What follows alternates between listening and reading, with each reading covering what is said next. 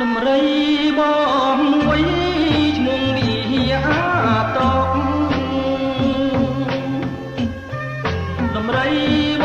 ងមួយឈ្មោះវាតកបកទៅបកមកតែឲ្យកាត់ពួងឲ្យស្រីខ្មៅឲ្យស្រីខ្មៅមាត់មន់រងនាងបងស្មានអូនហើយមាត់មន់រងនាងបងស្មានអូនហើយសំលេងក្រអៅថាឲ្យស្មានតែខ្មៅស្រីអើយខ្មៅស្រីអាស្ដោភ្លុងតកអាតកខ្មៅខ្វេ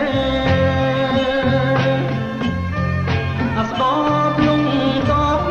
អាតកខ្មៅខ្វេជាជាងទំនេរ